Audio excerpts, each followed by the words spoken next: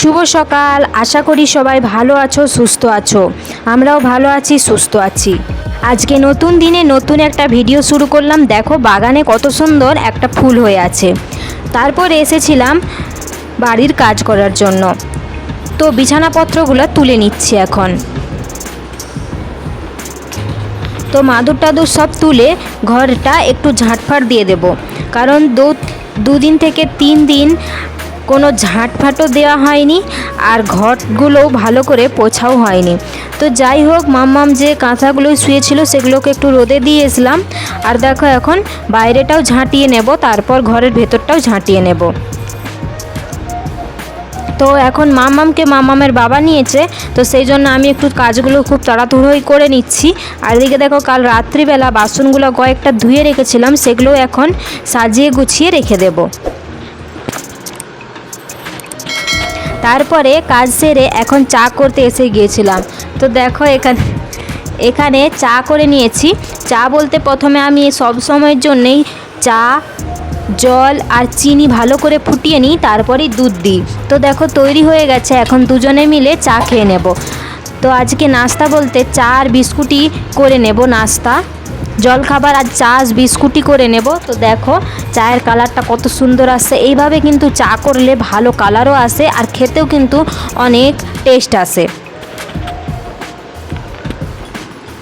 তো চলো এখন দুজনে মিলে আমরা খেয়ে নিই।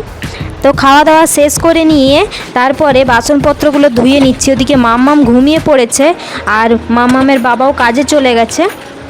তো এইভাবেই পাইপ লাগিয়ে আমি বাসনপত্রগুলো সব ধুয়ে নিই একসাথে জড়ো করে।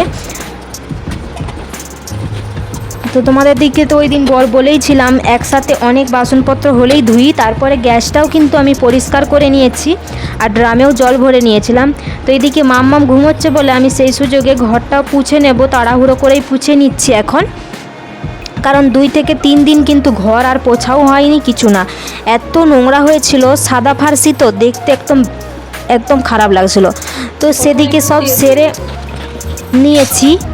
তো এখন আমি নিয়ে নিয়েছি 7 থেকে 8টা রসুনগুলোকে ভেজে নেব। তো দেখো রসুনগুলো ভালো করে ভাজা হয়ে গেছে, এখন তুলে নেব। দিয়ে দেবো 3টা শুকনো মরিচ। এগুলোকেও বেশ ভালো করে ভেজে নেব। এবার দেখো বড় একটা পেঁয়াজ কুচিয়ে নিয়েছি, ভেজে নেব।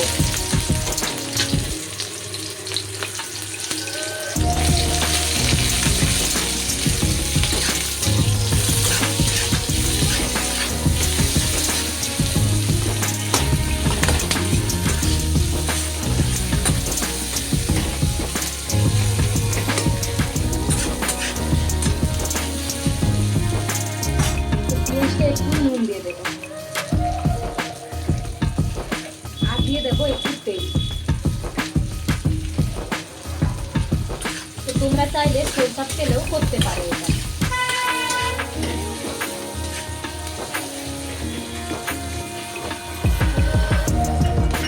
তো পেঁয়াজটা ভালোভাবে ভাজা হয়ে গেছে, এখন তুলে নেব।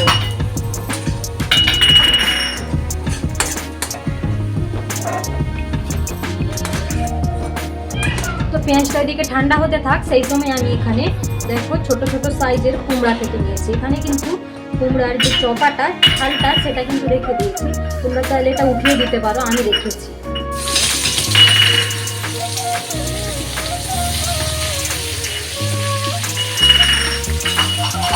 একটু নুন দিয়ে দেব,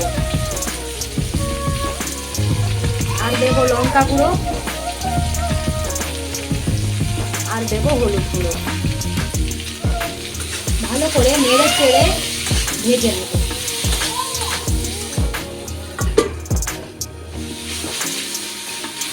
এটাকে কিন্তু এই কড়াতে এইরকম ভাবে ঠেলতে নিতে হবে, তবে এর ভেতরটাও ভাজা হবে আর টেস্টও আসবে। এটা ভালো করে ভেজে নিয়েছি, এটাকে এখন নামিয়ে নেব।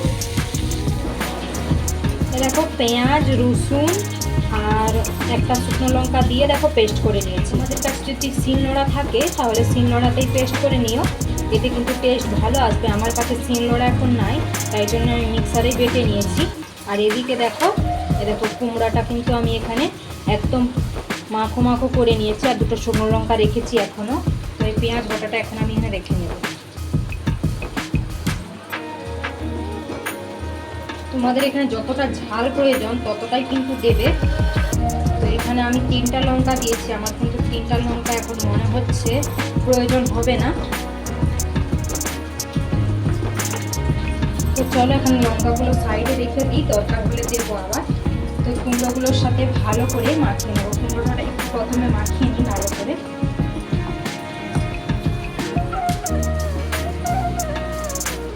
এটা কিন্তু হাতেই মাখবে, তাহলে কিন্তু টেস্ট ভালো আসবে। এটা মাখতে মাখতে একটা দারুণ সেন্ট উঠবে, সেইটা সেই সময় মনে হবে যেমন কিছুটা ভাত নিয়ে খেয়ে নিই।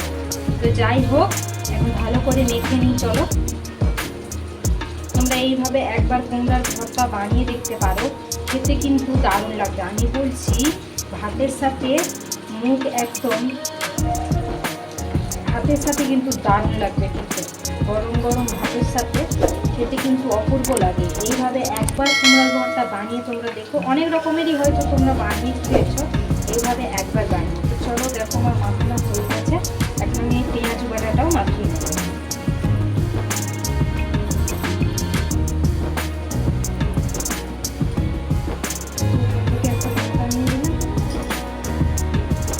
ভর্তাটা আমার একদম রেডি হয়ে গেল, এইভাবে একবার বানিয়ে দেখতে পারো, ভর্তাটা কিন্তু খেতে অসাধারণ। তো তারপরে খাওয়া দাওয়া শেষ করে জামা কাপড়গুলো নিয়ে এসেছি।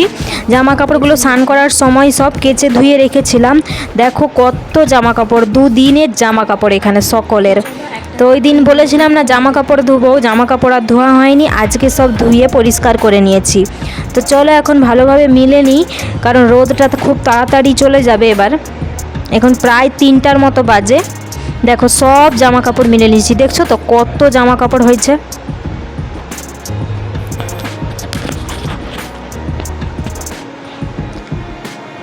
দেখো মামামেরই জিনিস বেশি।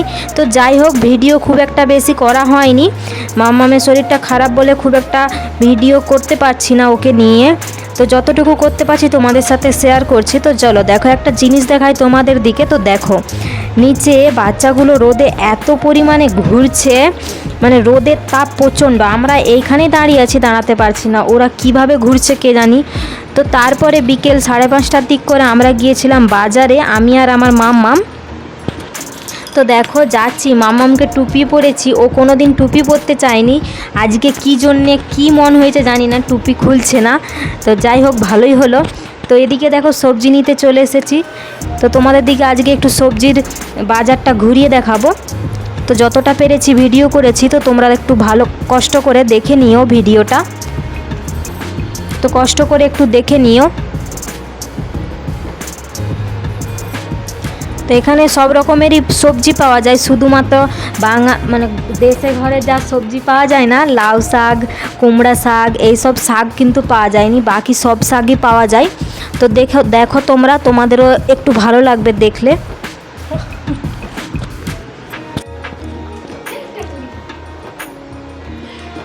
তো কোনো আওয়াজ দিতে পারছিলাম না, চারিদিকে প্রচণ্ড আওয়াজ হচ্ছিলো, সেই জন্য আর আওয়াজ দিতে পারিনি। তো যাই হোক তোমরা একটু কষ্ট করে দেখে নাও।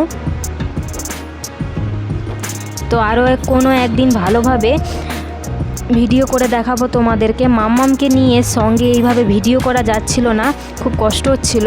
তো যতটুকু পেরেছি করেছি। তো যাই হোক দেখে নাও। তো এখানে দেখো গাজর নিচ্ছিলাম, তো অনেকটাই টাইম লেগে গেছিলো এখানে। তো এখান থেকে গিয়ে দেখো এই মাসিটার কাছে ফুল নিচ্ছিলাম ঠাকুরের জন্য। এই দেখো এই মাসির কাছে কিন্তু সব রকম জিনিস আছে পূজার। তারপরে এসেছিলাম সজনে ডাঁটা আনতে। দেখো বাজার থেকে এটা কিনে নিয়ে এলাম, এটার নাম হচ্ছে মঞ্চুরিয়ান, মানে বাঁধাকপির পকোড়া, তাতে বাঁধাকপি আর ঝুরি ভাজা, আর দেখো কিছুটা সস দিয়েছে। তো এটার সাথে খেতে হয়, খেতে কিন্তু ভালো লাগে, খুব সুন্দর। তো ভিডিওটা ভালো যদি লাগে একটা লাইক করো, কমেন্ট করো, শেয়ার করো, সাবস্ক্রাইব করো। ভিডিওটা এখানেই শেষ করছি।